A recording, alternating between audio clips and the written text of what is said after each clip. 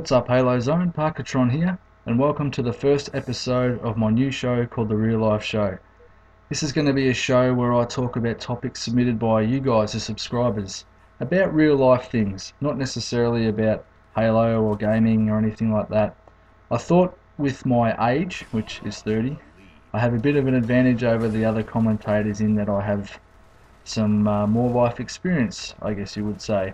And I think that qualifies me to talk about topics that you guys might want some advice on, or my opinion on, or things I've experienced that you want to hear about, such as, I don't know, going to university, or what it's like being a teenager and the many difficult issues that they face, drugs, alcohol, all that sort of stuff.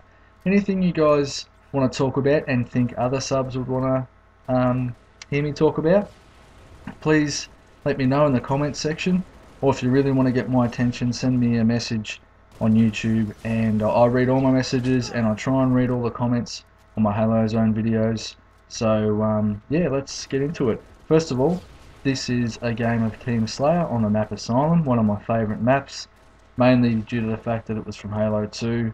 I love all the Halo 2 maps, played the hell out of that, and yeah, it's awesome. I get a score of 20 kills, I think, I'm not sure, or just a few deaths, I think. And I get some pretty nice snipes in there as well. So now, the real life topic I want to talk about today is careers. I thought it would be appropriate because if the statistics are correct, many of you guys are in the age group between 13 and 17, which means you're in high school, and I thought it would be very appealing for you guys to hear what my thoughts on careers, my experience going through my education into my career. So if you don't know, I'm a civil engineer, which means I went to university for 4 years to get a degree, and I pretty much chose that career from the age of about 16.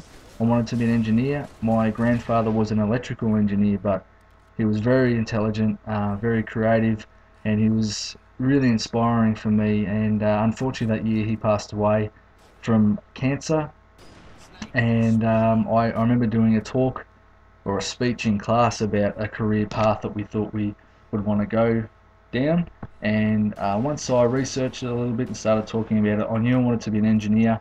I didn't quite know what sort, I just knew I wanted to be a creator of things, a lot like my grandfather. So yeah, that was pretty much it for me. But what I did want to say was, you'd probably get asked a lot as a teenager, what do you want to be when you grow up? And what I want to tell you guys is that you don't have to decide right now, and it's okay to say I don't know.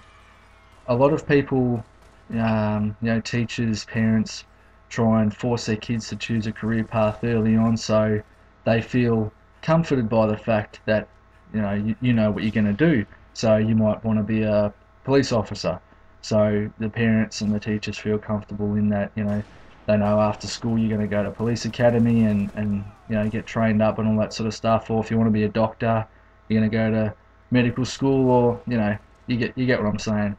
And just because it's comforting for them doesn't mean you have to do it. And I really encourage you actually not to decide until a bit later on in your schooling, or even perhaps just after that, because once you choose a career, it's very hard to switch to a different one. So I want to make sure you guys choose something that you love, something that you will be happy doing, and fortunately for me, I've been able to do that. I love doing engineering. I love what I do. At the moment I'm designing a very complicated wetland system for a very large scale housing development. It's got some awesome infrastructure and stuff in it. It's going to cost into the millions of dollars. And when it's built, I can go down there and have a look at it, and show my family and say, look, I created that, I designed that. So and that's awesome, and I feel really lucky to be able to do that, and I want the same for you guys. So and I just want to mention that just because something works for me, or it's my opinion, doesn't mean it's going to work for you either. This is just my thoughts on it, my experience. And I've seen all of my friends go through this as well, and most of us have had pretty much the same experience. Not all my friends went to university. Some of them wanted to get out of school and just start working straight away, and they went off and did an apprenticeship, you know, because obviously you get paid for that. You don't get paid to go to university. You actually have to pay quite a lot of money. But you know, some of my friends did that, and now they have their own business and they're very successful, and you know, life's great. So you know, don't think university is the only way to go. There's many different things you can do. You know, there's diplomas or apprenticeships, or you know, even just going out, getting out there and working. You know, if you want to be, I don't know, a pro skateboarder or something like that, you know, go for it.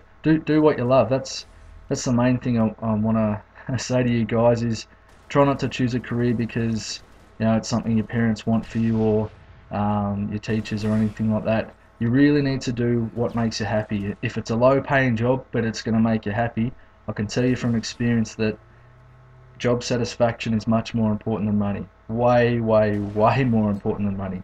I've had jobs that I've been extremely bored at because they didn't challenge me. I'm one of those people that needs to be challenged all the time, and that while the job paid really well and it was a safe job and there was good benefits and everything, I really hated it, and I ended up leaving because I was so bored, and you know, I was coming home and not having anything to talk about with, you know, my friends and family and stuff like that, and they asked me about my job and I didn't really have much to say. And yeah, that's something that's really important. You really need to do what you love, because you're probably going to do it for the, you know, for the better part of your working life, which, you know, is probably 40 to 50 years. So yeah, just try and stick to what you love. Also, if you're good at something, it doesn't necessarily mean that you should choose that career. For example, at school I found maths pretty easy, you know, maths and physics and stuff like that. I actually liked physics, but I didn't really like maths, but you know, I was pretty good at it. I'm not some, you know, genius nerd or anything like that. Not that, you know, if you're good at maths makes you a nerd, but you know what I'm saying. I'm just a regular guy with, you know, my head screwed on properly, and I found maths pretty easy. Doesn't mean that I should go on and be a mathematician. You know, or if you are good at drawing, doesn't mean you have to go and be an artist. And yeah, you get what I'm saying. It's just do what you like. If you're bad at something and you love it, you know, do it anyway. You know, get better at it. A good example for me is sports. I struggled to learn Aussie rules footy in my first couple of years. I started playing when I was 10 years old, and I remember my first couple of seasons I barely touched the ball because I wasn't that great at it, but I loved it. I loved being out there with, you know, with my friends and my teammates, and you know, obviously I kept playing footy, and I was okay at it in the end. But yeah, that's just an example of you know, doing something because you love it, not necessarily because you're good at it. So this game is wrapping up, and I'll just give my channel a quick plug. If you want to come over and check it out, I've got plenty of Halo over there and some Battlefield 3. I've got a show on my channel called the 20 Plus Show, where I get 20 or more kills in games, and I give tips on how I did that, and you know, talk about mistakes that I've made and try and help you guys get better at Team Slayer. Thanks a lot for watching. Please leave a comment or send me a message on what you would like me to talk about in the next episode of the Real Life Show. That would be awesome if you guys could do that. Also, just let me know your general feedback about the show. Do you like the idea? Do you, you know, think it sucks or whatever? Please let me know. I'll try and read all the comments. Thanks a lot for watching, guys, and I will catch you guys later.